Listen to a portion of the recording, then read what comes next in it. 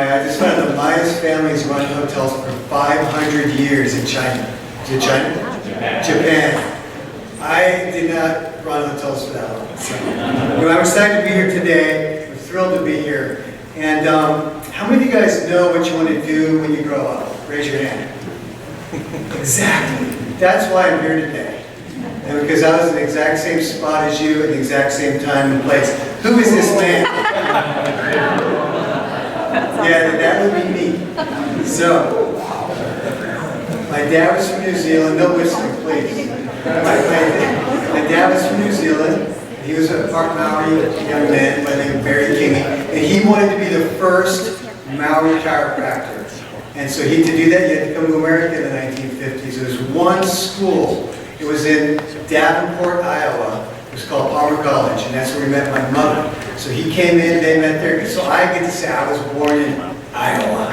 How awesome is that? But anyway, so they got divorced when I was 17 years old. And we had lived back and forth. I actually grew up in Australia. When I learned to speak English, I learned to talk like this in an Aussie accent because I grew up in Australia. Moved here in 1968 to California, lost my accent basically for survival, and turned in and learned to live the life of California. Well, my parents divorced when I was 17, as I mentioned, and they basically decided that one was going to go back down under, and one was going to go to Iowa. Where would you go?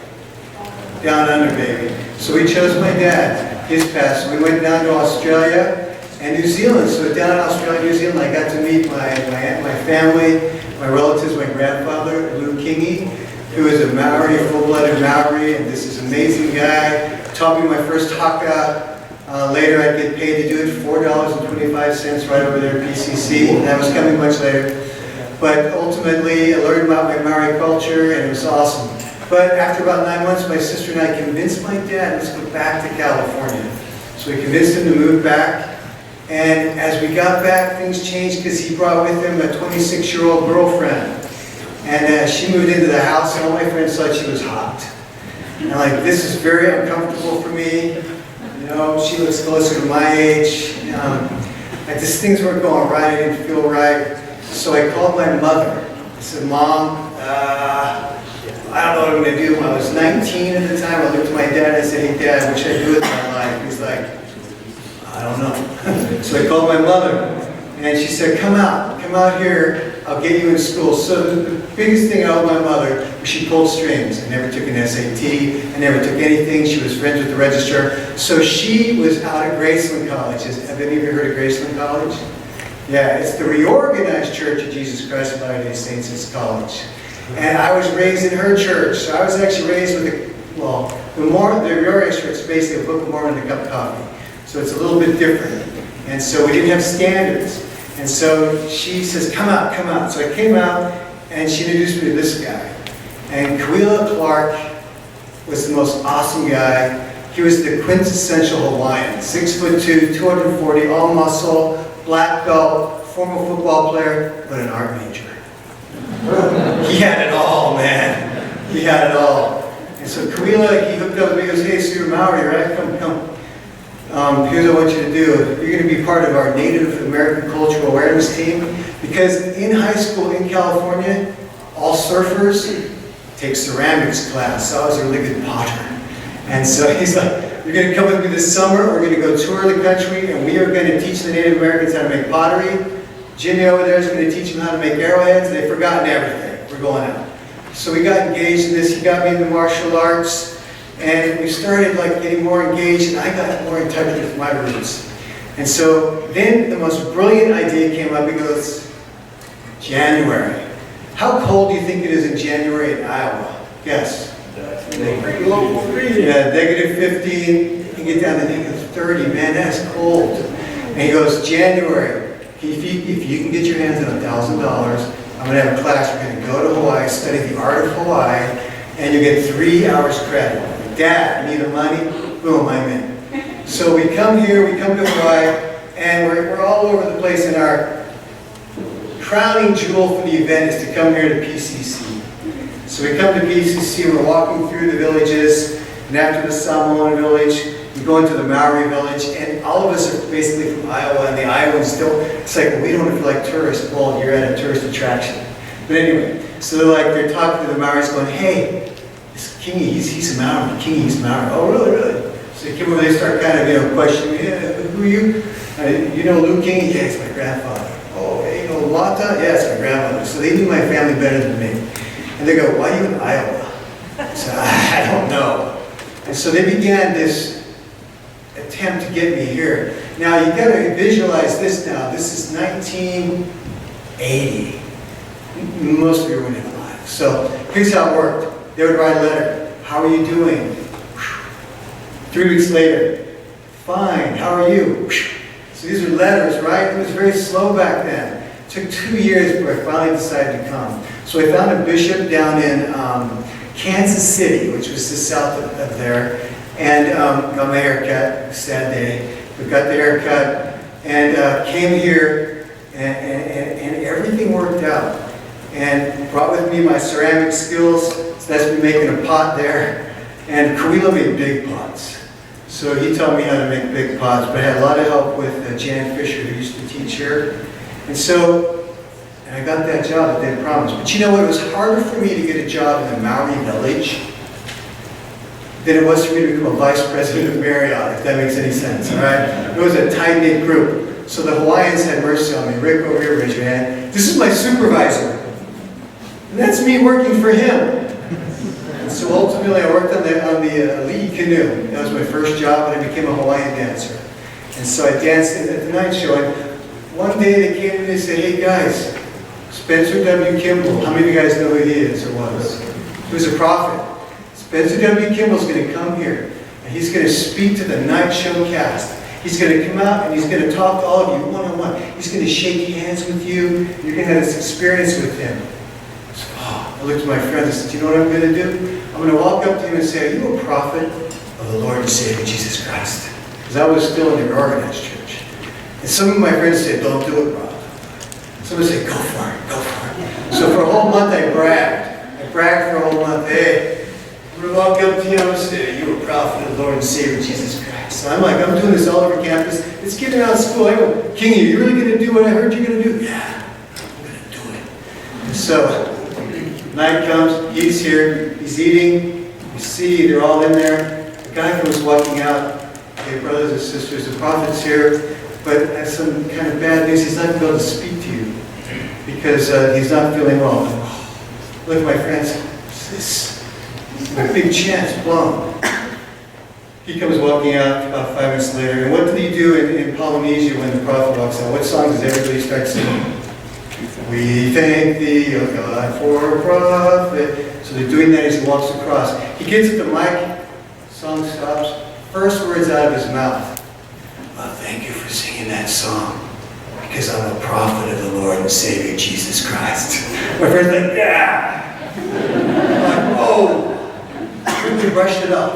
But what I learned later was that was my first experience with the Holy Ghost, that I could clearly identify. The other one I could clearly identify was at surfing Goat Island. And this was after the missionaries taught me. It was a big day. It was really big. And there was this really mean howling out there. Get out of my way! Get out of my way!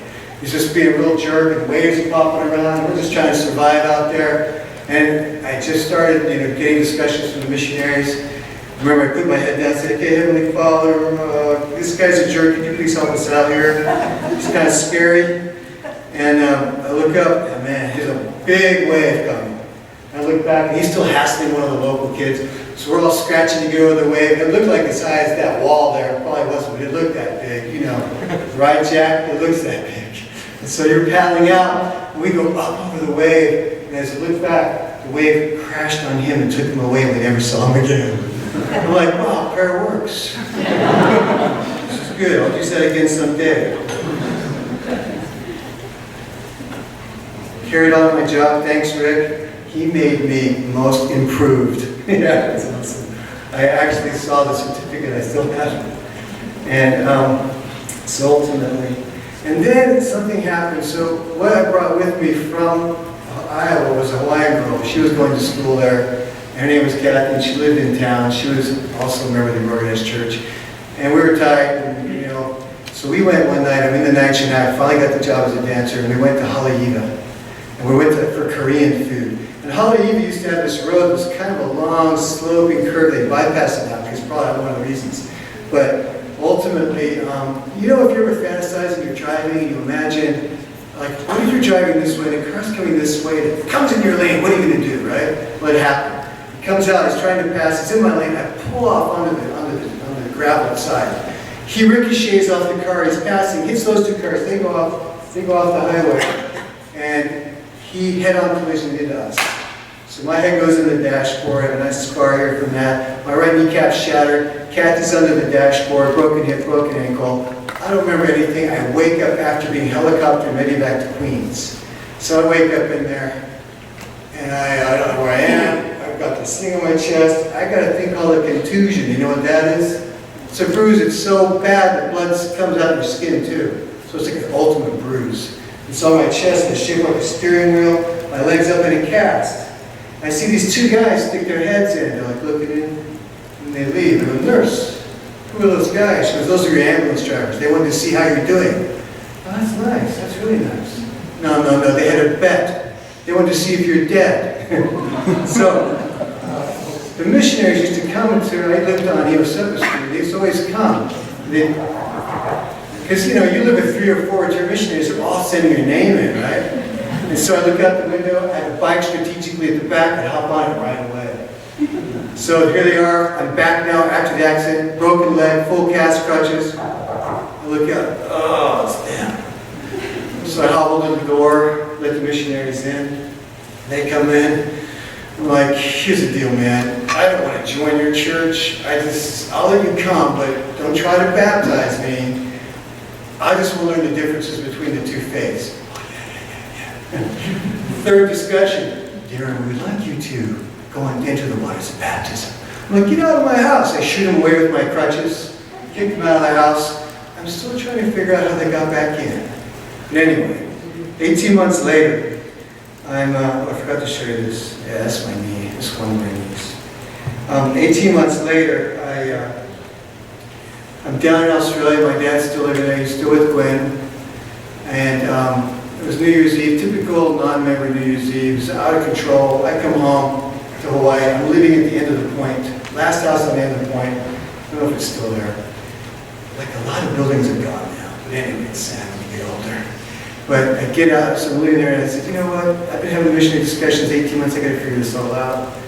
So on my own, I said, I'm going to fast and I'm going to pray for until I get an answer, because these guys keep coming to see me, and I want to find out for sure. So I decided I was going to fast and pray until I figured out if it was true. So I started, being in the organized church, I already believed Joseph Smith was a prophet. I already knew he was. I already believed in the Book of Mormon. That this faith was all about Brigham Young and the pioneers. Was that the right group? Because we used to talk. We used to pick on, you want to go there, but anyway. So I'm praying and fasting. So I'm reading the book of Matthew. So I'm not reading the Book of Mormon because I already know it's true. And so I'm reading through the book of Matthew, and day 1 goes by. It's a long day. I'm hungry. No answer, no nothing. Day 2, right before sunset, I get to the part in Matthew where it says Jesus is being tempted, and Satan says, if you're the Son of God, throw yourself off the pinnacle of the temple and have your angels catch you. Well, when I read the word temple, boom. Whoa, now I understand it. And then I just go, whoa, I'm feeling that feeling the missionary said I was going to get. It's like more feeling. Maybe I'm just hungry. I don't know. But I'm feeling it. I feel it. I'm going to tell my friends, well, my bike had been stolen. Anybody get their bike stolen in Laie? Yeah, look at that. You know, yeah, lots, right? So I had no bike, I had no driver's license. Long story there, but you can figure that out from that meme. And then ultimately, so I come up to here and walk around this area right here. I'm seeing my friends and they're, hey, I got that feeling the church is true. Like, yeah, we know it's true, man. We know. No, but I know now. Yeah. So go home. It's late. Get out of here. Go. It's getting dark. So I'm hobbling back. I'm walking back, and I'm going through the shopping center. And there's that bus stop. And sitting in that bus stop, it's like 4 or 5 young guys, kind of like a teacher's quorum gone bad, you know. And they're like taunting me, hey, you, they're hassling me, and they're taunting me, they're calling me names, And so as I start walking up the hill to the point, where the first bend is, I can't take it anymore. I turn around and I go, I don't think so. It was like, phew. It was like horses coming out of a race gate. Boom! They're all running at me. One's on a bike. I still have a little scar from his thumbnail that went into my arm. He grabs me. I'm on the ground. We're scuffling. I get up. He cold cocks me in the jaw. I look up and I'm surrounded by these guys. And they're all Polynesians. And they're all like 14 and 15, but they're still bigger than me. They're surrounding me and I'm praying, oh, Heavenly Father, I'm an idiot. I'm going to die here. Help me. And a voice kind of came to my head, reminding me of scripture, where it says, I will make your voice like a lion. So I open my eyes up, put my hands up, and go, wait a minute. And it was like WWE wrestling, it was so loud. They're all like, sorry, huh? You picked up the books I was carrying? And I walk away, I'm like, I'm mad at this point, but I'm not mad at them, I'm mad at God. I'm walking back to my house going, I can't believe you let this happen to me. I'm so holy these 2 days. You let this happen to me. I'm getting all upset, and I'm getting down, and I get to my house, I'm still complaining, I sit down, and all of a sudden, like, I'm still complaining, I get this feeling come over me. It's hard to explain, but I kind of, in my mind's eye, I can see the Savior from a distance, the 3 crosses, and something's talking to me saying, dude, Heavenly Father let Jesus, his son, die. Who do you think you are? And I see Joseph Smith getting shot. He let Joseph Smith get shot. All you got was punched by the Laie boys. I hope they're not in here now. He goes, get over it. So I'm like, whoa, okay, missionaries come on Monday. They come into the house. I'm like, hey guys, come here. They're at the window. Hey Daren, help me get those wigs. 5 feet, come, sit down. So let's talk. And so I tell them this whole story. I say, hey, I need to know, like, right now. You tell me why God will let this happen to me. I'm holy, I'm doing all this. Why do you let that happen to me? He goes, well, let me tell you. They look at each other, they go, Daren, you need to understand, it's like only 7 missionary discussions. You've been taking this for 18 months. We have to make something up every time we see you. So this morning we were praying, we got this one. Read section 122. Parts would say, if you're cast into a pit, if the billowing surge conspires against thee, if the very jaws of hell gape wide, open their mouth after thee, know it's for your experience. The Son of Man is descended below them all. Are you greater than he? It's like, whoa, all of a sudden like an echo from the earlier experience. And I looked at him, I said, okay, I want to get baptized. I'm like, well, that was easy. They've only been teaching me for like 2 weeks. Well, that's good. So I got baptized. Well, then the bishop comes to me. I'm graduating. They say, you've got like 2 options. You're graduating, you should either go on a mission or you should get married. I'm like, well, I don't have a girlfriend, so I can't get married. And I think I have more options because I actually got some money in that settlement in a car crash. I could buy a Porsche. I can go to Europe for 3 months. And I'll add in your other 2 options there. What do you think about it? So I thought I was old. I was 24. And I heard High Councilman came to our board and said, you know, prophet said every worthy young man should go on a mission. And sincerely, I didn't know if I was young. I'm 24, am I young? And I asked my friends in school, am I young? They go, I don't know. So you know the feeling, right? I don't know, is 24 young? I don't know. Go ask Daren Miller. He just got back from his mission. He went to Ireland. He's this kind of cool dude. We think you'd like him. I'm like, okay, so I go up to this stranger, Daren Miller. I say, hey, Daren, I heard you're cool. I need your help. I'm trying to decide if I should go on a mission because I don't know if I'm young. You think 24 is young? I don't know. Let you and me go up into the mountains behind Laie. Come fasting Friday night. Bring some food. Saturday morning, we'll break the fast. You're going to pray. You should go on a mission if you're young. Okay, great. So I meet Daren. We're walking up the mountains, and he's not looking real good. I didn't know him that well, but he was whiter than normal. And he started kind of queering. You okay? I kind of feel sick. We got a little further up the mountain. He's like, I feel really bad. I said, well, you should go back. I'll do this. I'll take this. How many of you guys ever slept by yourself in the mountains in Laie? Spooky, right? Yeah. So I'm up there, and I'm praying and fasting. Okay, Heavenly Father, I need to know, I'm old. And And I started to feel the Spirit kind of, and I realized I really want an angel to come down and say, yes, you are old, you do not have to go on a mission. That's what I was secretly hoping for, right? Nothing happens all night. Nothing happens. The next morning, nothing happened. Kneeling down and praying, breaking my fast. And as I'm praying, sometimes I hear these, I don't hear voices a lot, but I mean, you're hearing all the voice stories today, right? But you kind of think it's been stretched out over like 35 years. But this impression comes to me and says, hey, why are you wasting our time? Why are you wasting my time? You heard the high councilman come and speak at church. The prophet said you should go on a mission. Why are you wasting my time? Okay. I'm young. I'm going on a mission. So I went.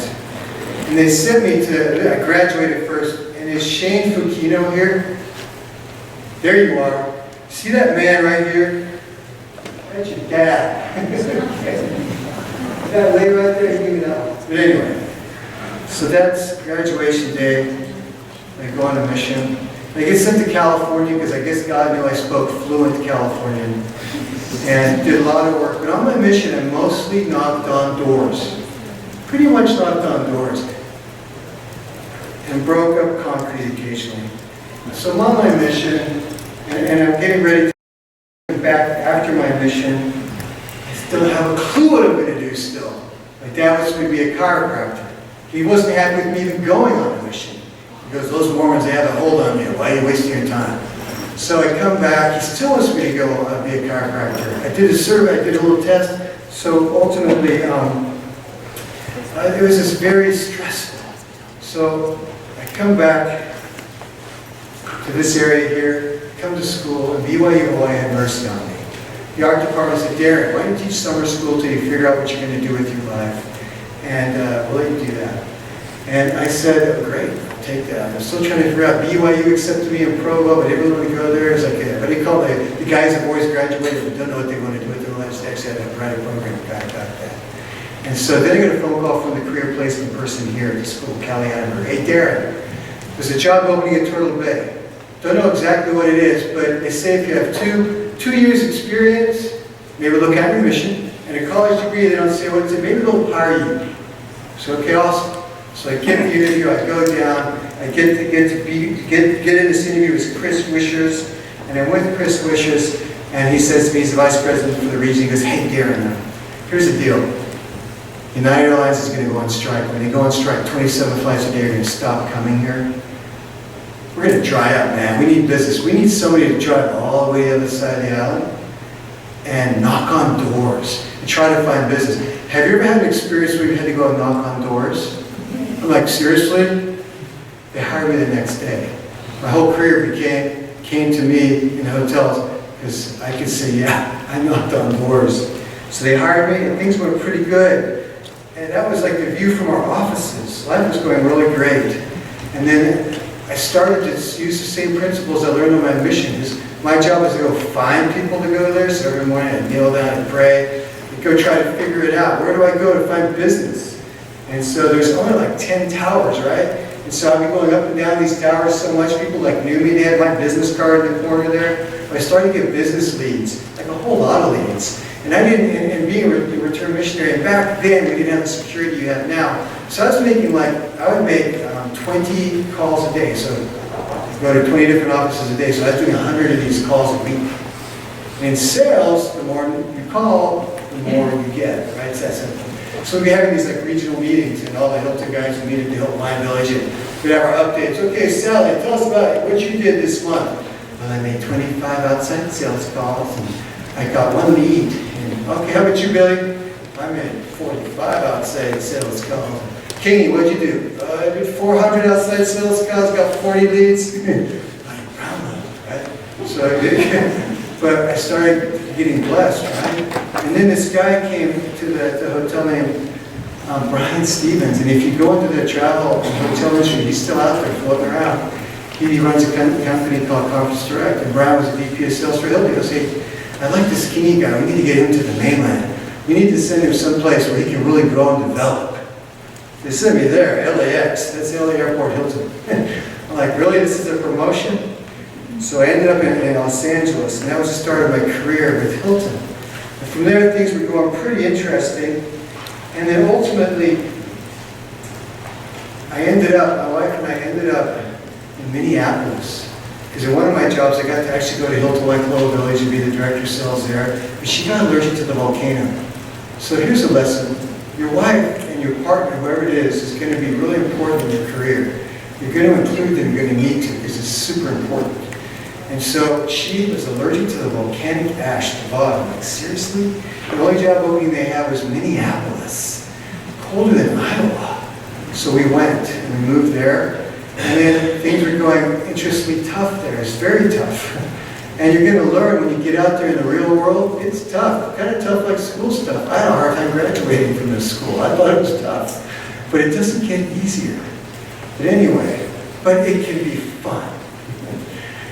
So I get to Minneapolis, and we're there for about 3 days. We're living in the hotel. We've gone out, we found a house, we put a bid on a house first time. And my GM calls me and, hey, Daren, the owners are going to throw Hilton out. We're all going to be out here in a month. I'm like, what? Yeah, they're upset with us, we're out here.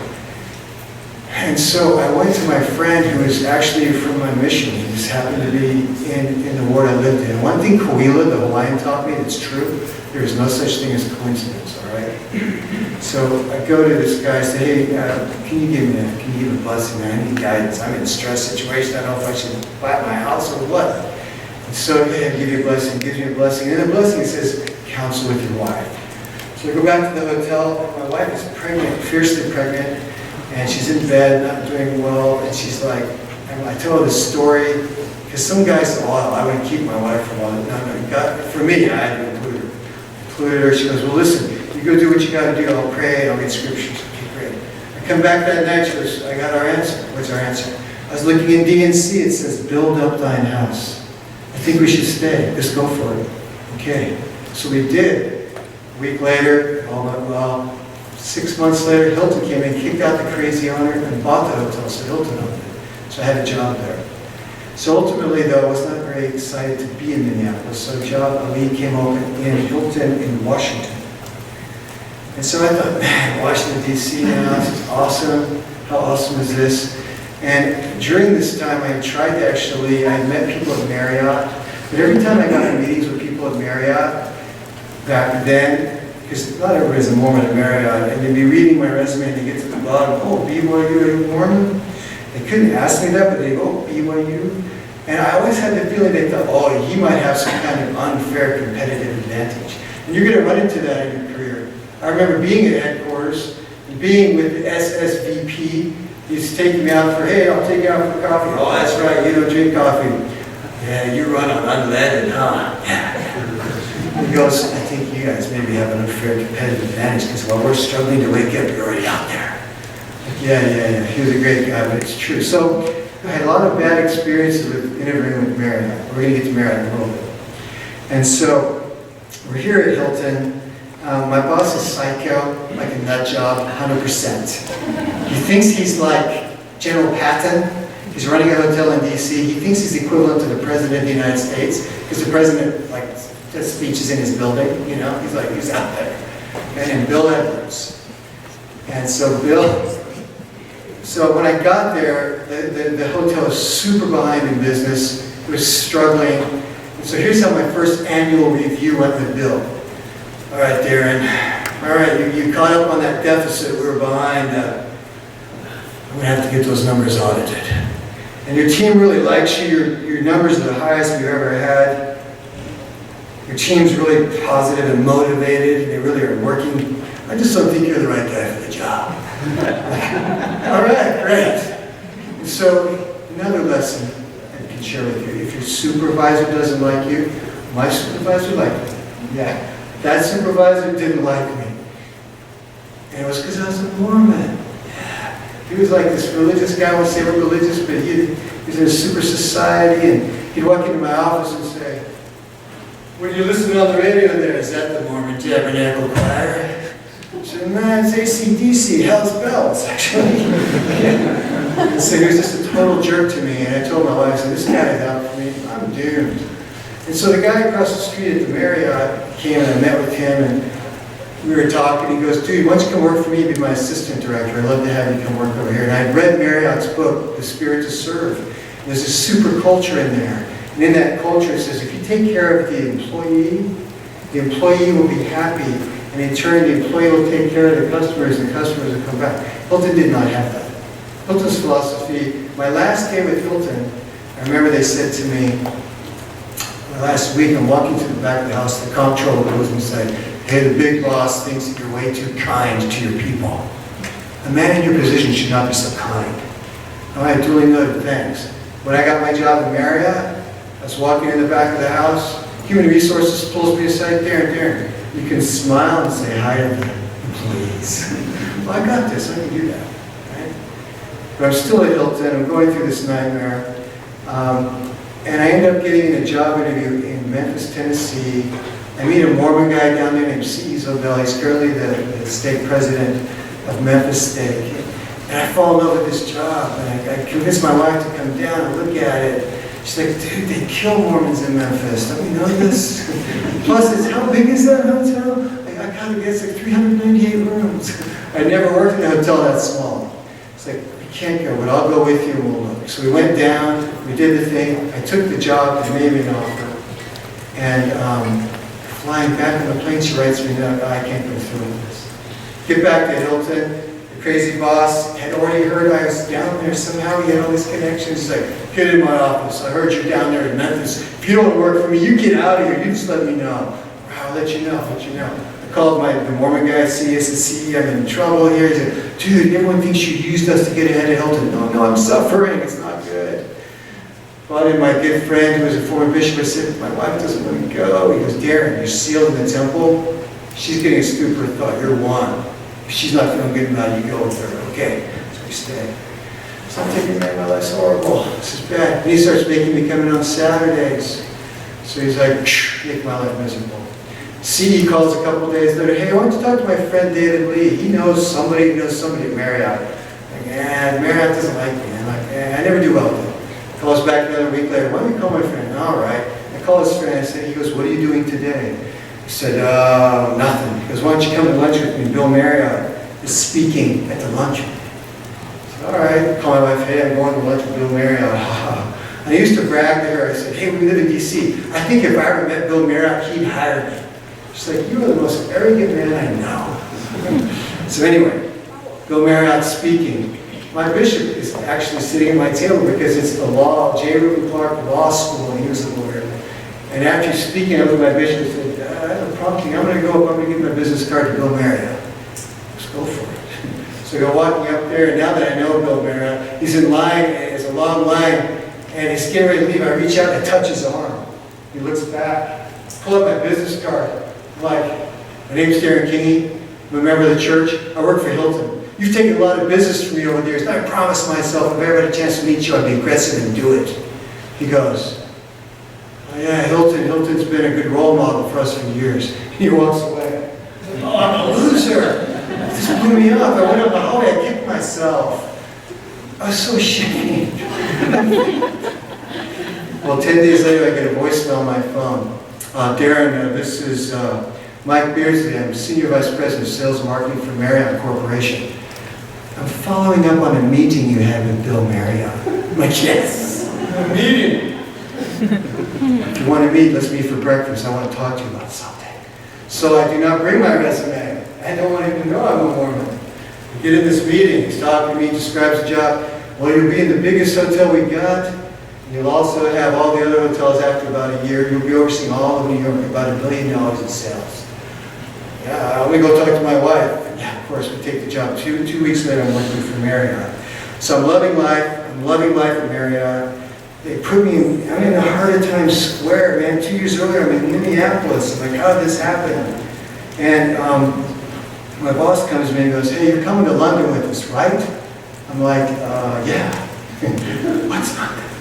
All right, so I went with him to London, and while we were in London, a little thing happened on 9/11. And so things went nuts, man, as you can imagine. And these are the Twin Towers, and that building below is the 820-room Financial Center Marriott, World Trade Center. In one of those towers, Tower 2, I had an office with 30 employees in it. And so we're at this trade show in London, and we're across the street, we come walking back. And as we come walking back, somebody hands me the phone and says, hey, a small plane just hit the World Trade Center, but don't worry, Gary's got the people out of their building. And then moments later, everything falls, it just falls apart, man. We sit there and watch on TV, New York, you're blown to pieces. Well, it actually became the best experience I ever had because over the next 6 years, I was able to help really build a business in New York City. One of the ways we did it was the Mormon Church. Our church came and wanted to build a temple in Manhattan. They needed a special rate. And so we had over 1,000 room nights with them one year, and we started to get our business back. And then, you know, after about 5 years, my friend said, you've been the director, market director for New York. You need to be the VP of corporate one day. I'm like, yeah. So lead comes, Renaissance Hotels, Vice President, Sales and Marketing, North America. So I go to my wife and said, what do you think? If I can't take this job, I'm going to have to travel more. And so she goes, well, let's pray about it. It's Fast Sunday. So we're praying fast about it. I get nothing. I get no answer. And in the prayer, I'm saying, Heavenly Father, should I keep moving up? Should I keep moving up? And she's like, yeah, pray if you should keep moving up. So, boom. Monday comes. And guess who arrives? Thomas S. Watson and Ellen Ballard. They show up. I greet them downstairs. We don't want them to wait in line. I see he's already there. I have his keys because they want to be sure. They go, President, you have the authority, but I have the keys. He came over, we got to know each other. I looked back, I'm still praying, I haven't got my answer, but I should keep moving up. And when they're leaving 2 days later, Elder Ballard, he and I are walking he's walking to the car, he's got his arm over me. I'm like, hey, that was a great general conference talk you gave. He's like, yeah, so what do you do at the hotel? And I explained, and he goes, keep moving up. Whoa! Got the answer. So I did, and then this little thing happened. They even have a movie about it, the recession. That's what it looked like on paper, right? The bottom fell out of the market. When you're in a corporate office, a corporate job, you are an expense. When you're out in the field at a big hotel, the general manager, like Steve Lumber, by the way, this guy's like the real deal. You gotta know this. He's a big-time GM. He can still be a big-time GM. He chose not to. But he ran a big, full-service hotel. You guys are so lucky to have him here. So I just wanted to say that. Let's give him a big hand.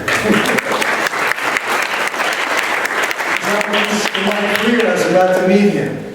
And so I'm in here, and like this all bottom fell out. I called my former boss in New York. I said, dude, what do I do? He goes, dude, no matter how good you are, in a situation like this, they're going to cut you guys all out of there. So it started happening one by one. I called the row where my office was death row, because I was the last guy standing. They were all gone.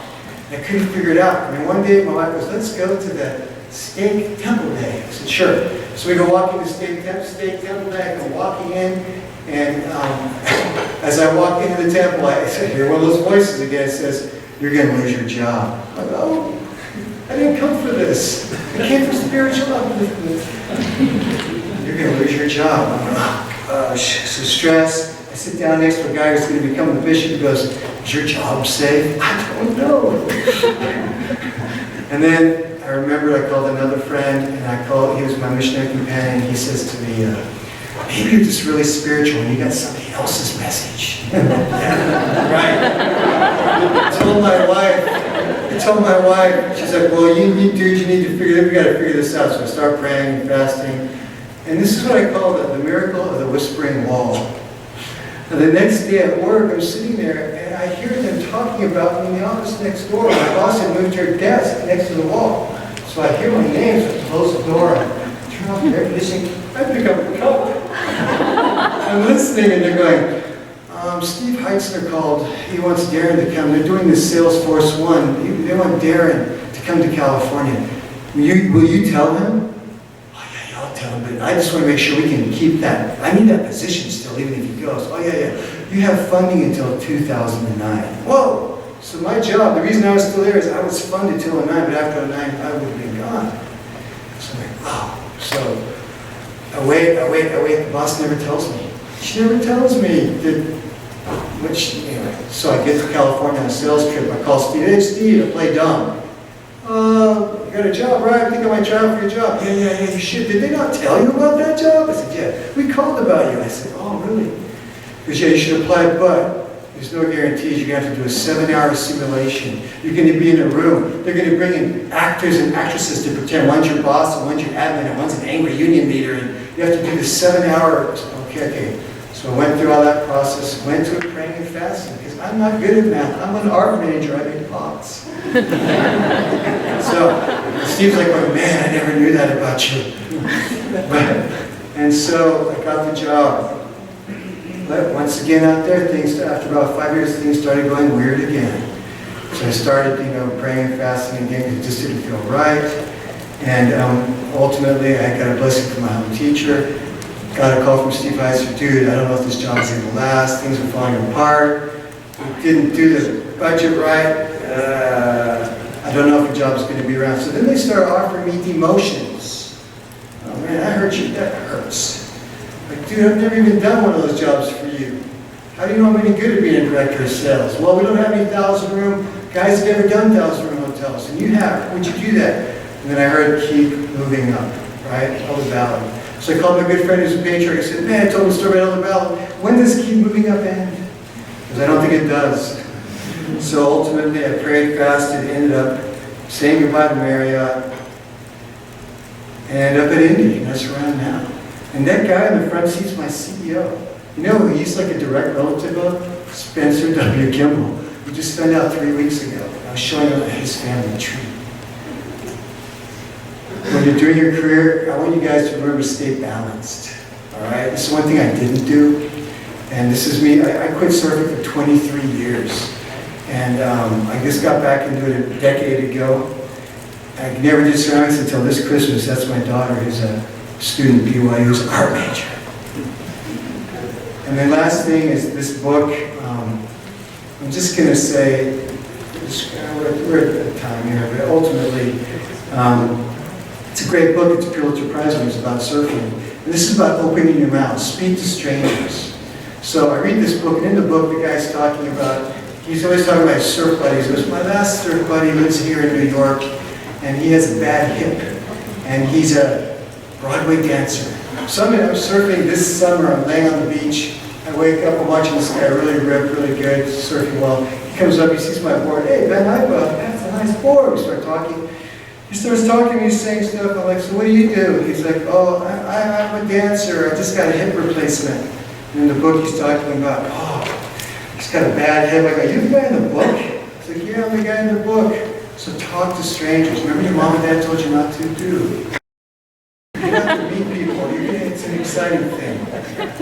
And then write it all down, guys. All these stories I've told you, they're written down somewhere. But it's all written down because this is for your posterity. God lives. This is all true. And I say this in the name of Jesus Christ. Amen.